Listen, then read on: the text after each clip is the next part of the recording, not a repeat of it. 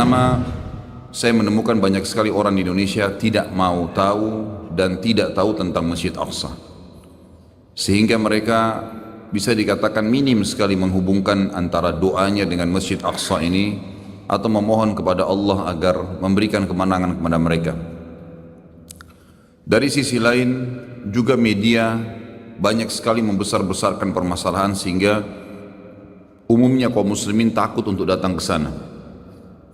Takut karena ada keributan, takut karena tidak ada keamanan.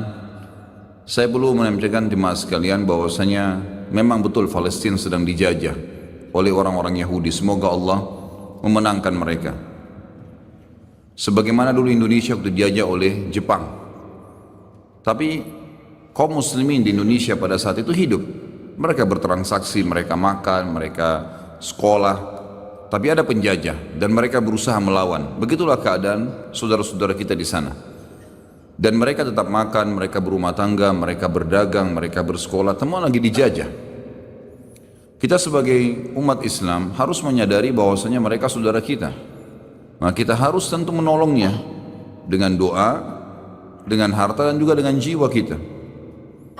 Dari sisi lain, selain memang dasarnya di sana muslimin sedang tertindas dan mereka punya dua alasan yang sangat mutlak kenapa mereka harus mempertahankan diri mereka di sana dan juga kenapa kita harus membantu mereka. Pertama, karena Islam, mereka muslim. Tidak mungkin orang Islam membiarkan saudaranya tersakiti. Nabi SAW mengatakan orang muslim seperti satu jasad. Kalau satu luka, sedikit luka maka akan membuat seluruh tubuh itu demam. Wajar kita memikirkan saudara kita di sana dan kita tidak bisa menerima penjajahan itu. Alasan yang kedua, karena memang asli penduduk Palestina yang sedang dijajah sekarang, mereka orang asli penduduk suku Finiki dan suku Kan'an. Ini dua suku Arab yang asalnya ada memang di Palestina, penduduk aslinya. Jadi selain mereka muslim mempertahankan karena agama mereka dicoreng, maka mereka juga penduduk asli. Orang-orang Yahudi yang datang itu tiba di Palestina pertama kali pada saat memang Musa alaihissalam keluar dari Mesir, selamat dari Fir'aun lalu masuki Palestina. Itu pertama kali orang Yahudi menginjakkan kakinya di Palestina. Jadi sebelumnya sudah ada dua suku asli turunan Arab yang dulunya beragama Kristen pada saat suku Romawi atau kebangsaan Romawi berkuasa. Setelah datang Umar bin Khattab di tahun 14 Hijriah menguasai Palestina, maka pada saat itulah umat Islam menguasai wilayah itu dan seluruh masyarakatnya masuk Islam kecuali sebagian kecil yang tetap beragama Nasrani. Jadi ada alasan secara agama kenapa kita harus membela mereka, kenapa kita harus mengetahui beritanya, baik secara penduduk juga secara hubungannya dengan hukum syar'i, berhubungan dengan masalah Masjid Aqsa. Masjid Aqsa ini saudaraku, selain penduduknya memang muslim yang harus kita bela, punya fadilah yang banyak dilupakan oleh kaum muslimin. Yang pertama adalah Masjid Aqsa, masjid kedua yang dibangun setelah Masjid Haram Mekah. Disebutkan dalam riwayat Sahih riwayat Bukhari bahwasanya Abi Dzar radhiyallahu anhu bertanya kepada Nabi SAW, ya Rasulullah, masjid manakah yang paling pertama dibangun di muka bumi? Kata Nabi SAW, Masjid Haram Mekah. Kemudian Abi Dzar bertanya, apa lagi ya Rasulullah, masjid yang mana lagi setelah itu? Kata beliau sallallahu alaihi wasallam, adalah Masjid Aqsa. Dan Aqsa ini artinya jauh. Disebutkan dalam surah Isra, Allah berfirman di ayat pertama, a'udzubillahi minasyaitonirrajim, subhanalladzi asra bi 'abdihi lailan minal masjidil haram ilal masjidil aqsa alladzi barakna haulah. Maha suci Allah yang telah memperjalankan hambanya Muhammad sallallahu alaihi wasallam dari Masjid Haram Mekah ke Masjid Aqsa, masjid yang sangat jauh. Karena pada saat itu jaraknya antara Masjid Haram dan Masjid Aqsa kalau menunggangi kuda tercepat sebulan. Jadi sangat jauh yang telah kami berkahi di sekitarnya. Baik, yang kita ini titik beratkan di sini teman-teman sekalian, Abi Dzar berkata, kata Nabi SAW, Masjid Aqsa masjid yang kedua. Kata Abi Dzar, berapa tahun antara keduanya? Kata Nabi SAW, 40 tahun. Artinya dia masjid yang kedua. Hadis yang kedua menyebutkan dalam fadilah Masjid Aqsa adalah hadis yang masyhur, yang sahih, di mana Nabi SAW juga riwayat Bukhari bersabda, tidak boleh orang mengunjungi masjid secara khusus kecuali 3 masjid. Masjid Haram Mekah, masjidku ini di Madinah, masjid Nabi SAW, dan juga Masjid Aqsa. Jadi masuk di dalamnya Masjid Aqsa ini. Juga dalam hadis berhubungan dengan masalah itikaf, kata Nabi SAW, itikaf yang paling afdal ada di 3 masjid. Di masjidku ini, di masjid Mekah yang ada Ka'bah, dan masjid Ilya atau masjid Aqsa. Fadilah yang lain adalah hadis Nabi SAW yang berbunyi, Abi Dzar berkata, kami telah berselisih, kami sedang berdiskusi di antara sahabat-sahabat Nabi di masjid Nabi SAW di Madinah, lalu kami berkata satu sama yang lain, mana yang lebih afdal ya, solat di masjid ini atau solat di masjid Aqsa? Maka Nabi SAW keluar lalu berkata, solat di masjidku ini 4 kali lipat dibandingkan masjid Aqsa. Hadis ini berarti menjelaskan masjid Aqsa 250 kali lipat dibandingkan tempat lain, karena masjid Nabawi 1000. Lalu kata Nabi SAW, tapi ketahuilah sebaik-baik tempat solat adalah masjid Aqsa. Sebaik-baik tempat solat adalah masjid Aqsa. Dan akan datang nanti satu waktu, ini seakan-akan Nabi SAW menceritakan tentang keadaan sekarang. Seseorang yang tinggal di sana tidak memiliki tanah lagi kecuali senilai dengan tali sendal mereka. Tali sendal mereka. Dan mereka tetap mempertahankannya karena ingin melihat Baitul Maqdis. Seperti menceritakan tentang keadaan muslimin sekarang. Lalu kata Nabi SAW, ketahuilah tanah sekecil itu pun di masjid di sekitar Baitul Maqdis, sekitar Masjid Aqsa, senilai dengan tali sendal, artinya sangat murah. Tali sepatu kalau kita beli sekarang anggap 10.000 rupiah. Senilai itu pun tanah kita milikin di sana karena ingin melihat Baitul Maqdis, kata Nabi SAW, lebih baik daripada dunia dan seluruh isinya. Ini fadilah yang jarang orang dengar, gitu kan? Mestinya tahu kalau di sana itu mempertahankan tanah sebersih seperti tali sendal saja sudah lebih baik daripada dunia dan seluruh isinya. Ini sudah satu hal yang luar biasa. Hadits yang lain juga berbunyi, kata Nabi SAW, waktu ditanya oleh Maimunah radhiyallahu anha, istri Nabi SAW dari turunan Yahudi Quraidah, ada yang mengatakan, hamba sahaya Nabi SAW. Dia mengatakan, ya Rasulullah, beritahukan kepada kami tentang Baitul Maqdis. Kata Nabi SAW, sholatlah kalian semua ke sana, karena sholat di sana sama dengan 1000 dibandingkan tempat lain. Hadis ini lebih kuat daripada tadi 250 kali lipat, karena itu hadisnya hasan, ini hadisnya sahih. Berarti dari hadis ini, kata ulama hadis, menandakan kemungkinan besar Masjid Nabawi itu adalah 4000, bukan cuma 1000.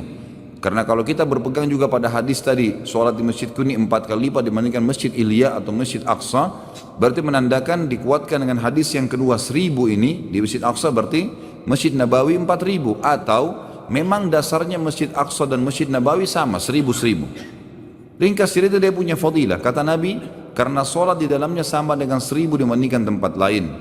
Kata Maimunah radhiyallahu anha, lalu bagaimana dengan orang yang tidak mampu ya Rasulullah, tidak bisa ke sana? Kata Nabi SAW, dia minimal menyumbang minyak untuk menerangi Masjid Aqsa. Jadi orang zaman dulu pakai minyak untuk nyalakan api. Minimal menyumbang minyak, karena siapapun yang menerangi Aqsa sama pahalanya dengan sholat di dalamnya.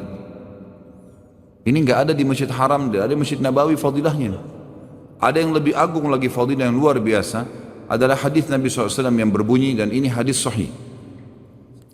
Kata Nabi SAW, pada saat Sulaiman alaihissalam selesai merenovasi Masjid Aqsa, karena yang bangun kakek kesekiannya Ibrahim alaihissalam, datang keturunannya yang keberapa, kemudian Sulaiman, namanya Sulaiman, Nabi Sulaiman alaihissalam, beliau membangun Masjid Aqsa, dan beliau berkata, kata Nabi SAW, setelah Sulaiman membangun Masjid Aqsa, beliau meminta 3 hal. Yang pertama, minta agar seluruh hukum yang dia terapkan di masyarakatnya sesuai dengan hukum Allah, dan Allah telah memberinya. Jadi walaupun wahyu belum turun, Sulaiman mengambil sebuah keputusan, berarti itu sudah hukumnya Allah, dan Allah mengijabah itu. Yang kedua, dia meminta agar kerajaan diberikan tidak layak untuk orang sesudahnya, dan Allah juga sudah memberikan. Dan ini yang ketiga fadilah yang banyak muslimin tidak tahu. Kata Nabi SAW, dan Sulaiman meminta kepada Allah agar tidak ada orang yang datang sholat di masjid ini, Aqsa, dan ini tidak dimiliki oleh Masjid Haram Mekah, tidak dimiliki oleh Masjid Nabawi di Madinah. Kata Nabi SAW, Sulaiman meminta agar tidak ada siapapun yang datang ke masjid ini sholat, tidak ingin kecuali sholat, walaupun sunnah, sholat tahiyat masjid misalnya 2 rakaat, kecuali setelah selesai sholat dia kembali seperti baru dilahirkan oleh ibunya, bersih dari dosa. Dan kita tahu fadilah ini hanya didapat pada saat orang sedang haji. Kata Nabi SAW, siapa yang haji tidak rafath, mengucapkan kata-kata syahwat pada bukan pasangan halalnya, fusuk, menyentuh secara fisik, dan juga jidal, berdebat-debat di haji, maka dia pulang seperti baru dilahirkan oleh ibunya. Tapi Masjid Aqsa, saudaraku, kita sholat di sana sama dengan ya satu kali sholat dibersihkan dosa seperti baru dilahirkan oleh ibu. Ini satu hal yang luar biasa. Jadi kalau ada kesempatan kunjungin. Masalah kasuistik, saya bilang sama jemaah saya kemarin sekitar 33 orang, sama saya 34. Masalah kasuistik, ada orang menganggap nanti di sana berbahaya. Buktinya kita masuk gak ada masalah. Artinya memang ada lagi dijajah. Tapi turis kalau masuk tidak dipermasalahkan. Dan kami bisa sholat di Masjid Aqsa. Betul dijajah, betul memang Masjid Aqsa itu pintu gerbangnya dijaga oleh tentara Israel. Tapi mereka tidak berani nahan orang yang datang sholat. Dan di bagian dalam pintu gerbang Masjid Aqsa dijaga oleh polisi Palestina dan mereka tidak mengizinkan orang Yahudi satupun masuk ke dalam. Informasi bahwasanya orang Yahudi mau meruntuhkan Masjid Aqsa itu tidak benar. Itu tidak mungkin karena mereka sendiri menghormati Masjid Aqsa karena mereka anggap yang bangun Ibrahim alaihissalam, kakek mereka juga. Ya itu nggak benar, gitu kan? Bahkan ada salah satu sisi tembok Masjid Aqsa yang luasnya sekitar 1,4 hektar, luas sekali. Itu ada satu dindingnya, di situ dijadikan sebagai tembok peratapan oleh orang-orang Yahudi. Tiap hari mereka datang menangis, ya, menangis mengeluh di tembok itu. Kebodohan tentunya, tapi ini terjadi. Jadi mereka bukan merubuhkan, malah mereka mensucikan tempat itu. Mereka mensucikan, dan berapa kali orang Yahudi berusaha masuk, tapi selalu tertahan, gitu kan? Dari sisi lain, pada saat kita masuk, kita bisa sholat di sana mendapatkan fadilahnya. Kita bisa bertemu dengan saudara kita muslim. Dan pada saat kami datang luar biasa mereka menyambut dengan sangat hangat. Imam masjidnya Syekh Yusuf menyambut kami. Dan sempat kami diajak ke madrasahnya, diterangkan tentang kegiatannya. Kemudian juga ada banyak kaum muslimin yang sedang sholat, bertemu pada saat berpapasan, ditanya dari mana. Itu pada saat dia tahu kita dari luar, dipeluk dengan dia mengatakan kedatangan anda saja di sini sudah cukup buat kami. Ini sudah sebuah motivasi yang luar biasa karena Yahudi nggak mau kita masuk ke sana banyak-banyak. Kalau orang banyak yang masuk maka makin banyak, makin menguatkan jiwanya kaum muslimin. Kedatangan saja.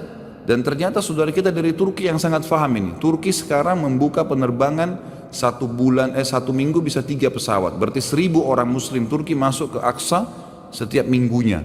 Dan waktu ditanya oleh orang kita, orang Indonesia yang masuk cuma 40-50 orang sekali datang. Ini kenapa kalian datang ke sini? Mereka bilang kami tidak mau kehilangan masjid ini. Jadi makin banyak muslimin datang, makin menguatkan jiwa mereka. Satu sisi lagi, kan gitu. Jadi sisi yang pertama kita sholat di sana fadilahnya besar. Sisi yang lain kita mengunjungi saudara kita muslim yang sedang tertindas. Sisi yang lain kita bisa mendapatkan fadilah menyumbang. Di dalam Masjid Aqsa itu ada kotak yang dibentuk oleh Syu'un Islamiyah, di sana ada lembaganya sendiri, lembaga pemerintahan Palestina untuk membangun Masjid Aqsa. Jadi saya bilang sama jemaah saya, ini kotak, tinggal masukkan sumbangan langsung, nggak pakai LSM lagi. Ini masjidnya langsung. Sekitar masjid banyak janda-janda yang memang suaminya mati syahid, anak-anak yang orang tuanya mati syahid, bisa disumbang, bisa dibantu langsung. Saya bertemu dengan satu orang bapak, umurnya mungkin sudah 80 tahun. Dia menjual gambar Masjid Aqsa sambil dia mengatakan, akhi saya punya anak 10 dan saya biayai mereka. Dari uang, beli gambar ini $1 gitu. Jadi kesempatan membantu mereka, gitu kan? Kesempatan membantu mereka.